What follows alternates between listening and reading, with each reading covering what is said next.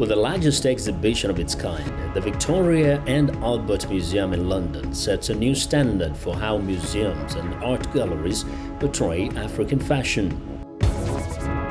In a bid to generate income for millions of agricultural traders, improve the buying experience, and ensure food supplies, Lagos State flags off construction of the biggest food hub and central logistics park in sub-Saharan Africa. The vinyl trend in the age of digital music. Vinyl record sales spike as listeners embrace the hands-on benefits of intentional listening. Hello and thanks for tuning into the show that goes around the continent to bring you stories near and far. I'm Chamberlain Osoa, Channels Television here in Lagos. I'm joined by Vincent Makori from Voice of America in Washington. Well, thanks, I'm Vincent Makori at the Voice of America. Happy to be with you again for another edition of Africa 54. Let's start off with the latest from Nigeria. Chamberlain Osoa at Channels Television brings you that story. The governor of Lagos State, Mr. Babajide Sanwo-Olu, has flagged off construction of the biggest logistic food security systems hub and central logistics park in sub-Saharan Africa in Ketu. The project, when completed, is expected to create direct wealth for more than 5 billion traders in the agricultural value chain, provide better buying experience for consumers, and guarantee uninterrupted food supplies to more than 10 million Lagosians for at least 90 days in a period of scarcity. Lagos, with a landmass of 0.4% of Nigeria's landmass, is the smallest state in the country, with a population of over 20 million. The state relies on massive food importation. As part of efforts to make the state self-sufficient in food production, the government has taken a bold step to construct the largest food security system and logistics hub on the 1.2 million square meters of land in Ketu Erenyu, Ekpe.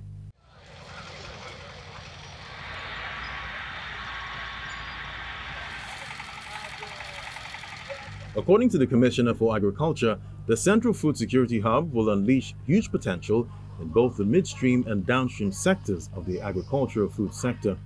This project will further reaffirm the state as the preferred market destination for agricultural produce along the West African corridor. I believe this project's enormity and scope will change the economic landscape of Ekpe and Lagos as a whole. Governor Babajide Sanwo-Olu says the project will provide uninterrupted food supply for residents of Lagos. This project will provide and improve productivity. It will guarantee greater returns for our farmers by cutting out several layers of middlemen. It will facilitate and improve access to modern processing and packaging services for our farmers. It will generate useful data for the use of government and government agencies. It will be a major connection between the private sector players, between multinational agencies, both local and international. Partners to the project also expressed the commitment to deliver standard structure for the people. It is going to have 50,000 of cold storage place, and that will be the largest single cold storage logistics in Africa. Again, it will have 45,000 of vegetable storage area. And that will be also the biggest in Africa in a single location.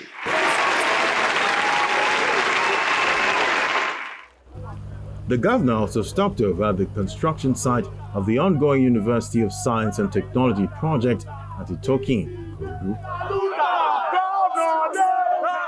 Joining us to discuss this is the chairman, All Farmers Association of Nigeria Southwest, Dr. Femi Oke. Glad to have you join us on Africa 54. Yeah, it's nice for me to be here too. Now, in your estimation, do you think that this project will unleash the huge potential in the midstream sector of the agri department? You are talking of the projects of the one launched by the governor of Lagos State. Mm-hmm. That is groundbreaking for the hubs, for the farmers. We find this is what we have been agitating for. We've been talking to most of the governors, even the federal government at large, that we need an aggregation where farmers could bring in their produce. Not everybody can afford buying all these modern machines. But if there is an area where we could call it aggregation center, I can bring my produce, you too can bring your produce. Definitely, everybody, food will be more sufficient in Nigeria. And that was what Governor Babajide Sanwo-Olu has just done recently in Ketu, area of Ekpe, by converting the 1.2 million square meter land allocation. It was meant for fish farming estate, but probably when they now felt that this project should be on in the state, and we believe in his government, because ever since its inception, his administration has been very, very productive, especially for we farmers. Is there any consideration for ordinary Nigerians to key into this project? There's no way. It's open for everybody. If you were there that day, you could see that a lot of our we farmers jubilating and praising from all quarters. And where he was even citing the project is an agrarian area, and that is a K2 site, which we could easily, we have the largest fish producers comes out in the state. So definitely an average farmers will key in, and we are very glad that it's even bringing it to the agrarian area, which we have known Ekpe for. And not only Ekpe, but Agri Korodu. So is in within that axis. So farmers are very many there, and they can easily bring in their goods. Could you shed light, because when the governor says this will provide uninterrupted food supply to the populace, how is this going to play out, given the transport sector, how challenging that can be sometimes? Well, seeing it, already Ekpe has opened up during the last administration by Ambode. The road network is very, very okay. And he has even embarked on Lekki Ibeju side. It's almost open. And from his speech that day, he even says between Ikorodu, Aziz, Imota, Agboa, it's going to open very, very soon. So definitely, hence it's an agrarian area which is cited that hub, which is aggregation center. Definitely it's going to. And you know, creating wealth for the wheat farmers especially. Because what we project from his speech that day and what we are seeing, at least an average of 5,000 farmers will even embark on it. And that feeds about over 10,000 people in the state. So if we are able to bring in the food produce there, definitely we are getting closer to the people. Well, the project managers have said that they're going to supply standard products. What measures have been put in place to ensure that they are consistent with that commitment? The standard organizations will be there. The packaging sector is, if the packaging departments are there for people like us that are producing locally, could bring in our goods. Definitely all these SON, standard organizations, plant quarantine, all these agencies of the government that required certifications, they'll be there. Because the way he's projecting it, see the number of the lands that the community allocated, 1.2 million square meters. That's a huge. So there is a space for him to do a lot of things. And I can see that almost about 10 to 11 points that he has made of citing it there, even up to the health centers. So there's no doubt about that, because everything coming out from that axis will be certified because of the standard and what is even doing there. So, and the traceability of your products can even be traced to that area. So we have no doubt of being, for people now or for other countries to even reject our produce. How soon? That is what we have seen there. Right. How soon do you see this project making the kind of impact that you'd like to see on the society? Well, as I've said earlier, the project is what we have been agitating for. It's a good project. Like I said, how many of us can afford all those modern machines? We can't. It's a project we'll be agitating for. We've even been calling government for. Even in the 6th geopolitical government division we have in Nigeria, it should be cited in that. So definitely we are very happy about that, and we love the way it has even started from Lagos State. All right, Dr. Femi, okay, Chairman, All Farmers Association of Nigeria, yes. Thank you for your time. It's my pleasure for me to be here. I will be here again. Thank you. Want to know what you think about Africa 54 and the stories we cover? Join the conversation on Facebook. The address is Africa 54, and check out our headlines 24/7 on voaafrica.com. After the break, protests over a controversial resettlement and land distribution effort in Ethiopia. Ethnic Tigrayans resist leaving the region, while ethnic Amharas claim neglect because of new arrivals. Welcome back to Africa 54. I'm Vincent McCory in Washington. The Victoria and Albert Museum in London is hosting an exhibition of African fashion that organizers say is the largest of its kind. The landmark exhibit, named simply Africa Fashion, promises to set a new standard on how the subject is portrayed in museums and art galleries. For VOA, Pasi Myhanen reports from London. All imaginable colors from across the African continent are on display in the heart of London. The newly opened Africa Fashion exhibition is the largest ever to showcase the subject in Britain, and for the fashion creators involved, it's a dream come true. The V&A has been so thorough and so rigorous in the way that the exhibition has been curated. For me, it gives a truer picture of what's happening within the fashion space on the continent than any other exhibition thus far. It's an honour to be able to give a platform to the fashion creators in the exhibition and to the many people that have contributed to the show. It's very timely because the African fashion scene, the creatives within it, we think are shifting the geography of global fashions. The exhibit at the Victoria and Albert Museum presents pieces from 25 countries by dozens of designers, stylists and photographers. Under the surface, however, is another story about the interconnection of fashion and politics. It's there in terms of semiotics or the symbols, the way that cloth can speak or communicate non-verbally, but also the power, the economic power of fashion and textiles to those newly independent nations in that moment of independence. Jasinska says the exhibit demonstrates a real commitment to African arts by the Victoria and Albert Museum, an institution which, like many others, has had its failings with representing the continent in the past. Up until maybe the 20th century, an element of perhaps lack of representation, perhaps misrepresentation, perhaps almost hidden in plain sight. The objects, the stories are hidden in plain sight. But I think what's exciting about the period we're in now is this acknowledgement, this willingness to acknowledge our colonial roots. The Africa Fashion exhibition takes the audience from the past to the future, which looks to be bright. The exhibition then sets a new standard of exhibition making about fashion on the continent. Hopefully, at some point, we'll be able to have an exhibition that is able to include voices from every single part and every single country on the continent. The Africa Fashion exhibit at the Victoria and Albert Museum is scheduled to run until mid-April of 2023.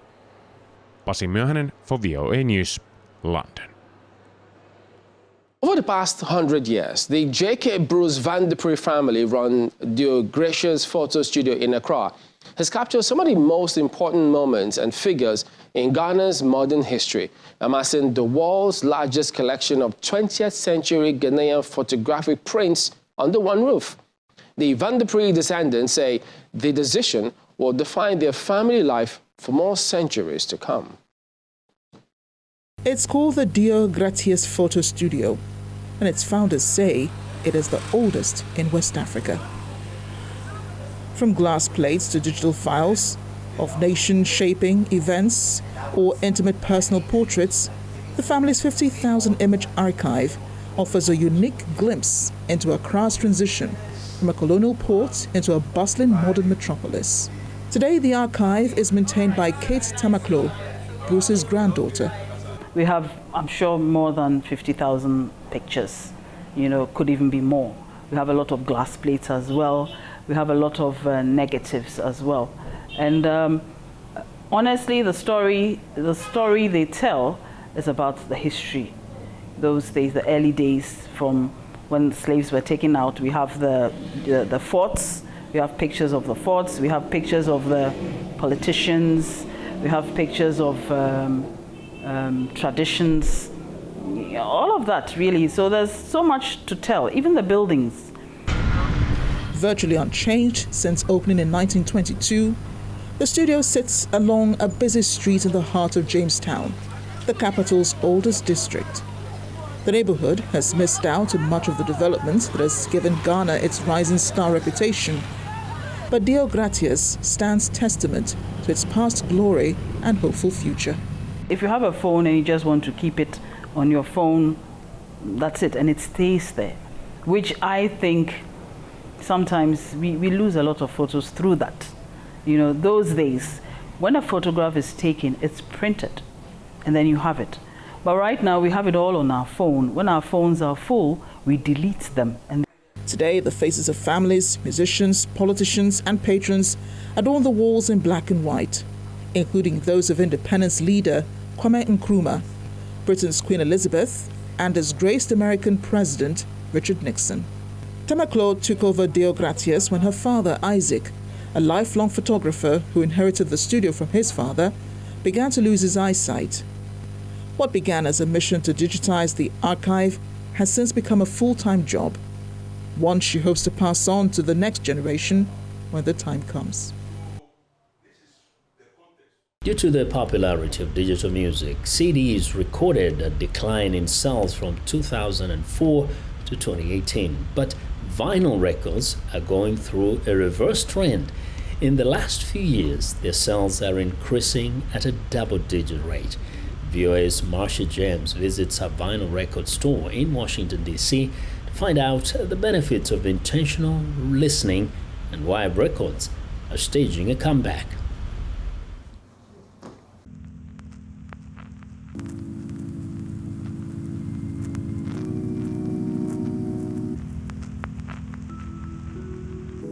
Listening to vinyl is intentional. You walk over to your collection, you look at all your options, you pick one that meets your moods, and then you listen to all of the songs. And then you get up and you flip it, and there's an intent, kind of a methodical process to it that we don't get with digital music.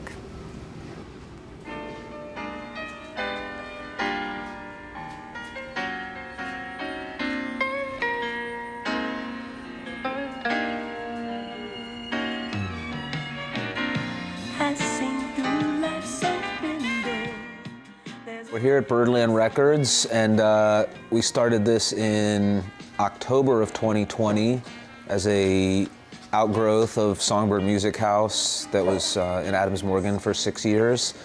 And Birdland is a full-service record shop.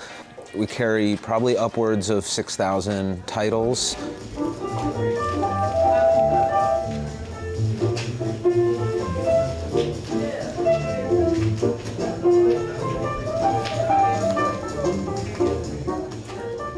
My friend told me that vinyls were cool and stuff, and I was like, you know what, why not? And I don't know, when I listen to it on vinyl, like, it's just, I don't know, it's just not the same, you know?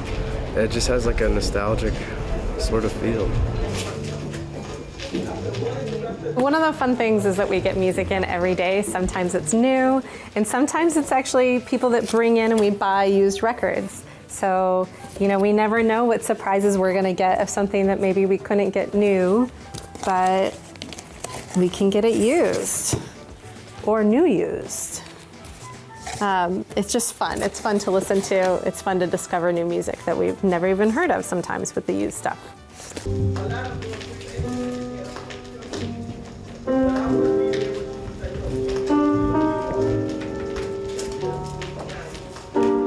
Yeah, you know, this is kind of maybe showing my age, but I didn't really know what vinyls really were until like a couple of years ago. You know, I kind of grew up on CDs, and then after that MP3s just took over the game. So I never really had physical music up until like, yeah, vinyls a couple of months ago. And yeah, a lot of people around my age group, they are starting to collect vinyls, or they either have a record player or are listening to them on vinyls. Just kind of, again, the whole old school aesthetic of it. It's like, kind of like, you know how baggy jeans are making a comeback now? I kind of think similar with vinyls.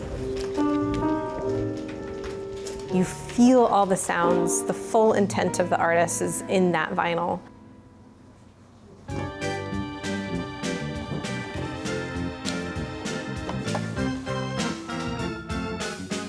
Well, and that's our show for today. You can find all the continent's top news and world news online at voaafrica.com. Check it out. I'm Vincent McCory in Washington. Channels Television has our last word from Lagos. We look forward to bringing you another show next week. Remember, channelstv.com is your source for news and other programming. I'm Chamberlain Oso. Thank you for watching. Goodbye.